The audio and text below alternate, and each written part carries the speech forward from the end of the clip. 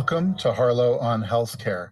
I'm David Harlow, and I invite you to join me by my virtual hearth as I sit down with healthcare leaders to discuss building the future of healthcare. Today, my guest is Jacob Donoghue, MD, PhD, who is the CEO of Beacon Biosignals and translates scientific innovation into clinical interventions. He's led research about effects of neuroactive compounds on brain network activity and has published on epilepsy, cognition, and machine learning methods for quantifying pharmacological effects on neural activity. Thank you for joining us, Jake. It's a pleasure to speak with you today. Thanks for having me, David. I'm excited to be here. So, for the uninitiated, let's talk about EEGs.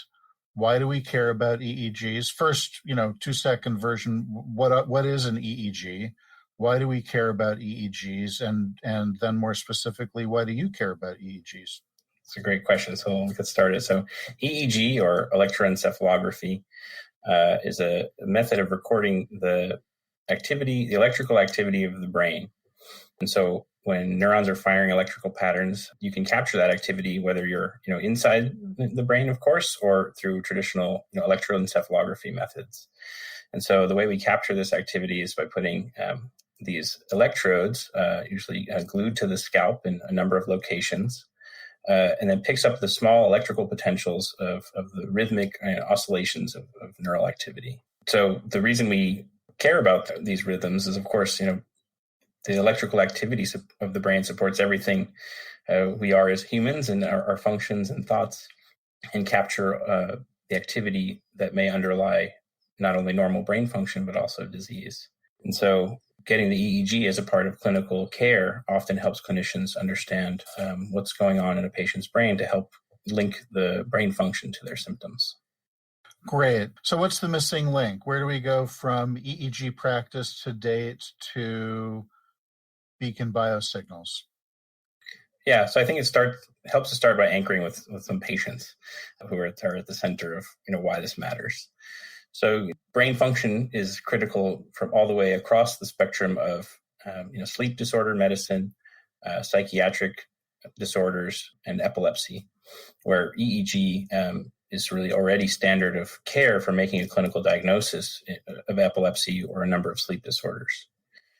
The challenge is part of getting this brain data and linking this data to the symptoms of patients is multifactorial. But as I mentioned, going from the start of a patient, you have, having graduated medical school last year, one of the last patients I saw that stuck with me, a small child, 6-year-old with a particular sodium channel disorder that had taken a number of, 7 different anti-epilepsy drugs, and they were back in the epilepsy monitoring unit at Boston Children's Hospital to get a new look at the brain activity to see if there were any responses to these treatments. And as we'll dig into, when you acquire these you set up a patient, you have them stay in the hospital for sometimes a number of days and hook up these EEG recordings. There can be really long, enormous amounts of brain data that's generated. And so the challenge that really Beacon addresses is, what do you do with all this data? How do you objectively review all of the data, the full breadth and depth of all the features that can be found, to make a more accurate clinical decision? And then, what we're doing at Beacon is helping inform and describe some of the heterogeneity of brain disorders and measure changes in brain activity function to see if a novel therapy is actually helping patients like the child they helped take care of recently. That's clear. As you've described it, it's sort of separating the signal from the noise, so to speak, and then figuring out what to do with that signal, which is another piece of the puzzle here. And that is, I guess, a broad challenge across modern medicine, where we have potentially a whole heck of a lot of noise, we have a whole heck of a lot of data, is what I'm trying to say. Yeah. And we need to figure out how to cull through that effectively. Exactly. And I think that's where, EEG is a 100-year-old technology. And if the early users of EEG were to see how it's hooked up and applied in a modern healthcare system, it would look very similar to those methodologies 100 years ago. And I think the new opportunities provide, what are we able to do with all this data? How do we find from a small signal, do we remove some of the noise and be able to really tie the EEG brain activity patterns to clinically relevant and treatment decision relevant endpoints? Right. So it sounds like maybe the collection of the data hasn't really changed, but the ability to filter to ensure quality or usability of data is maybe different. And certainly the analytical computations that are brought to bear are new, different, expanded, more powerful. Yeah. Is that a fair statement? Yeah, a good way to break it down. I think in the collection, of course, we have more EEG technologists available to help administer these exams. The quality of the EEG, has not made tremendous strides from the early technology. However, on the analytics side, we're really at the early stages of being able to, even back to quality, automate ways of extracting the most interpretable pieces of brain data. And then, of course, with the really high quality brain data that we can acquire, we can now identify features in long recordings that really goes beyond the limits of what human trained experts can do. And so I think where that really shines is, when you ask an epileptologist, for example, to reading the EEG of the 6-year-old that I help take care of, getting a 24-hour EEG, it's really burdensome on the epileptologist to review that entire record. And so in a kid with a pediatric developmental epilepsy, it's very common, as in this kiddo, to have sometimes thousands of epileptiform spikes or sharp waves or interictal epileptiform discharges. That's a good example of an EEG feature. So these are sharp waves, and that in some diseases, the EEG, the brain waves, look almost like the EKG, where there's a sharp electrical activity happening really repeatably. And you can see it by eye. And you don't actually need necessarily an algorithm to catch any one in particular.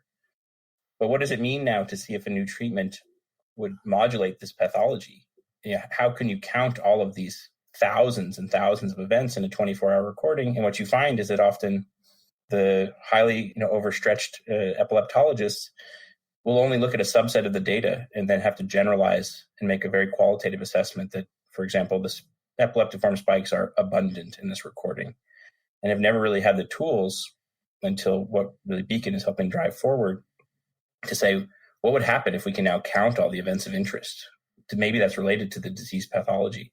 Maybe we can catch a smaller change with a new treatment.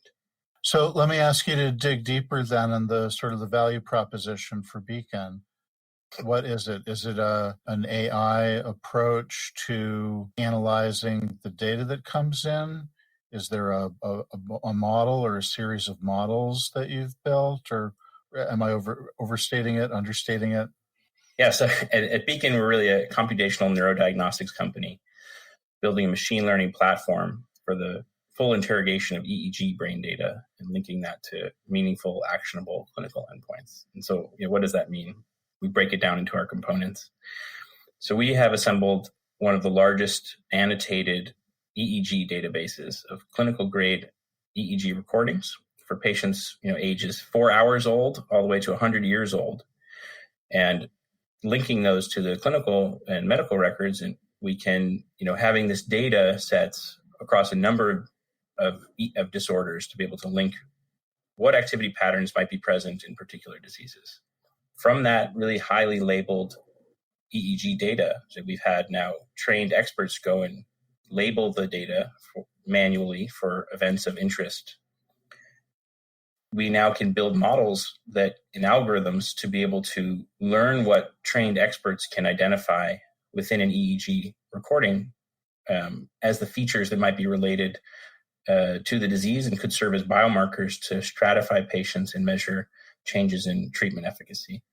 And so we take, with our platform, the ability to ingest and take in EEG data from any traditional clinical EEG source, run that through a series of algorithms, whether it's automated sleep staging or looking at sleep microarchitecture or epileptiform activity, identify all the events of interest, can bring them into our portal so that we can have them adjudicated and augmented by expert clinicians, and then bring all those data points back for analysis to see, to better describe and characterize disease or measure change in these EEG features when a new treatment is started. Okay. In many areas of clinical care, when we talk about a data set with tagging and analytics layered over it, we have concerns about bias, whether it's bias based on the demographics of the source of the data or the initial group of clinicians or others who may have tagged the data. Is that an issue for this type of data, or is that just not an issue? Absolutely. I think that healthcare inequities are perpetuated through any type of data sets where you haven't taken extreme care to make sure that they're representative of the general populations that you're trying to serve.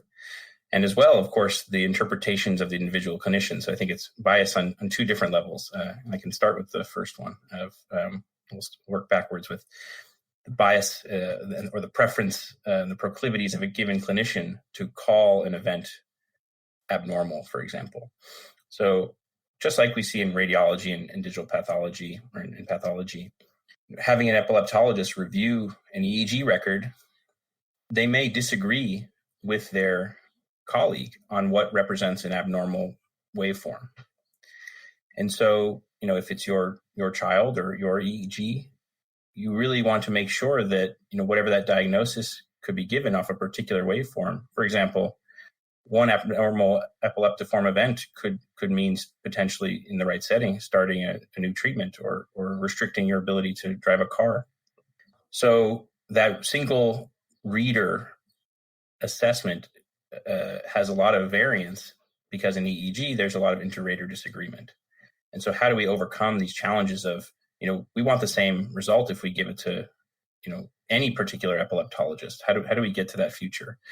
And so from what Beacon has done is actually take our EEGs and have them annotated by multiple experts so that an algorithm predicts not just what one person will assess, but what the consensus of epileptologists might consider for any particular segment. So again, the way this manifests is for a given EEG, we'll look at a particular waveform, and even though there might be an individual epileptologist who would say this is abnormal, we could find that our consensus score is only 30% of epileptologists call this event abnormal. And so what we can do with these tools is help drive an individual that's adjudicating the data towards the consensus. We like to say it's the equivalent of getting the room full of epileptologists to look at every second of the data, as they sometimes do when it's a particularly challenging case.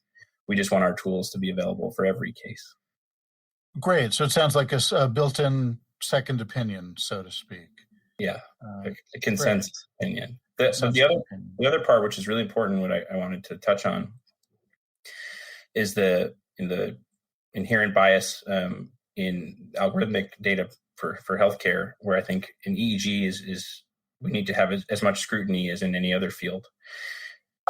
So, one of the things we do at Beacon is by having all the linked clinical records, we can ensure that our training and validation sets for our algorithms are really representative across age, race, sex, to ensure that performance is equivalent across groups. And this can be really important. And there's been really strong work to show, patients with different hair types may have inability to get the same quality of EEG stuck onto their scalp. And so if you're going to build algorithms, you have to make sure that they perform equitably for all people. Okay. If you're just tuning in, this is Harlow on Healthcare, coming to you on Healthcare Now Radio. I'm David Harlow, and my guest today is Jacob Donoghue at Beacon Biosignals. Jake, I am interested to learn more about current uses of EEG data. We've talked a lot about epilepsy, and I'm wondering about other disease states or conditions that you mentioned towards the beginning of our conversation, things that are being done today, and maybe things that might be done down the road a piece. Yeah. So one of the other places that's in active use in the hospital or in clinical settings is EEG in the sleep lab, where patients are getting polysomnograms, where they're, in addition to EEG data, they're hooked up to a number of other sensors that measure breathing and movement to be able to assess for brain and activity patterns during sleep to aid in the assistance of diagnoses, like, for example, REM sleep disorders, which could be early predictors of Parkinson's disease. So, I think there's a lot of real interest in how to now take these tools that are being applied in sleep medicine and epilepsy and bring them to other brain diseases. And so I think the two big buckets where we're seeing a lot of interest and really high potential to move the needle for the unmet need in for brain health is in neurodegenerative disease and in mental health. And so some of the biomarkers that we're able to discover, we think will really help understand how brain activity changes over time, for example, in patients with Alzheimer's disease.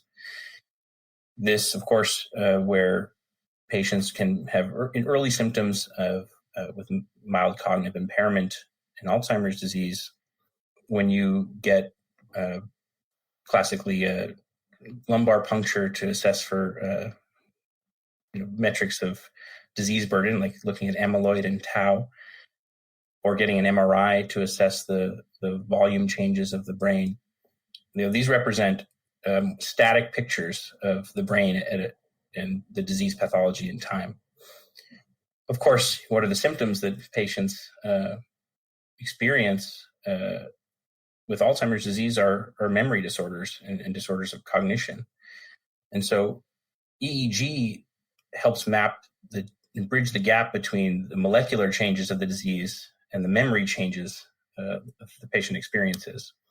And so by looking at the brain activity that supports cognition and memory, we're able to hopefully unlock new ways of characterizing this disease and measuring it dynamically over time.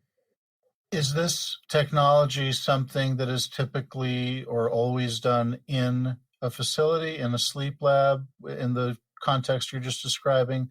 Is this something that could be done at home? I know that some sleep studies are now done at home with sort of not 24 lead kind of thing, but can this be done at home? Is that practical? Yeah. So when making a clinical decision, we really need clinical grade data.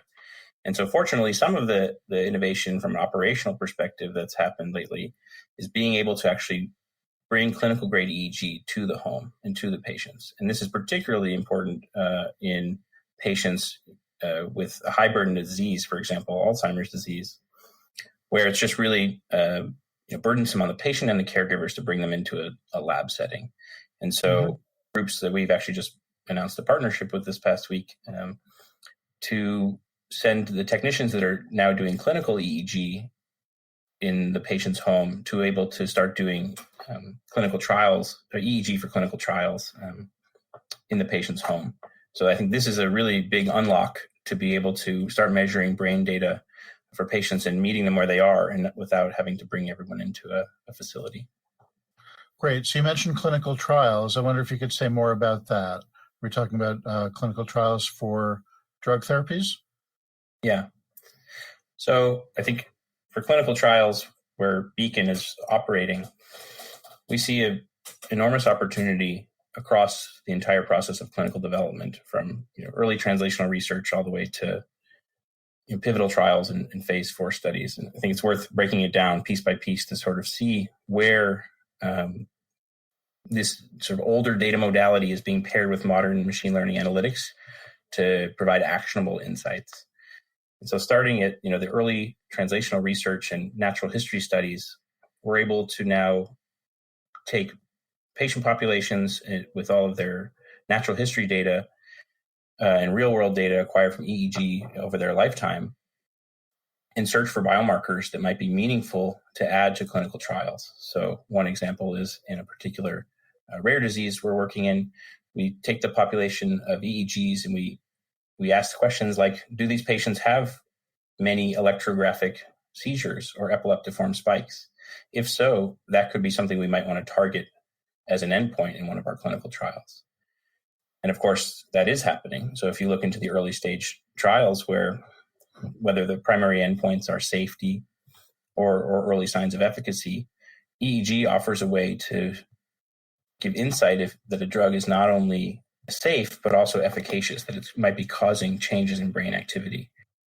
In later stage trials, where I think through our partnership with Stratus, for example, will help us enable by getting larger numbers of texts to the homes of patients in phase 3 and in phase 3 studies, we're able to now start looking at pivotal endpoints potentially that could result in a drug approval. One great example is looking in epilepsy, where groups are starting to incorporate spike counts or epileptiform burden as a primary endpoint to show that the drug is both efficacious in reducing this key EEG pathology signature. And then finally, I think in phase 4 studies, where it really hasn't been widely used yet because of the access challenge, I think that as more drugs for the brain get approved, we'll need to know how they work across the heterogeneous patient populations that they may serve, and both to really identify which patients benefit the most from a therapy, but also what can we learn about the mechanism of a given new molecule or new antibody to tell us how to reinform the design of the next generation molecule. Jake, going back just a sec, you mentioned what I guess I would call a surrogate endpoint of sort of spike counts. And in recent months, the whole idea of surrogate endpoints has come into the general lexicon in the context of one particular Alzheimer's-related drug study. And I'm wondering if you can speak to that. Is that a sort of a novel idea in study design? Do some folks see that as problematic? Is that par for the course these days? What would you have to say about that? Yeah. Well, the idea of identifying efficacy of a drug to hopefully get it to patients sooner is not new. Even looking back at viral load in the days of the HIV epidemic, to try to find something that we can measure to help advance the therapy to help patients that really have no other options. In looking at EEG as for surrogate biomarkers, I think what's really critical here and different than looking purely at the level of a protein is actually doing the hard work of linking the biomarkers to the endpoints that are sort of traditionally respected and validated. For example, memory changes through a cognitive assay. And so I think if we can get better insights that EEG features really are linked to the patient-reported outcomes, we get a much stronger argument that these biomarkers are really meaningful. So, Jake, to wrap things up, I want to ask you my final question, which is, if you were to wake up tomorrow and find yourself 5 years in the future, what's one thing in healthcare that you would hope or maybe expect to find has changed drastically? I think 5 years from now, we fully anticipate that machine learning is going to unlock EEG endpoints for clinical trials.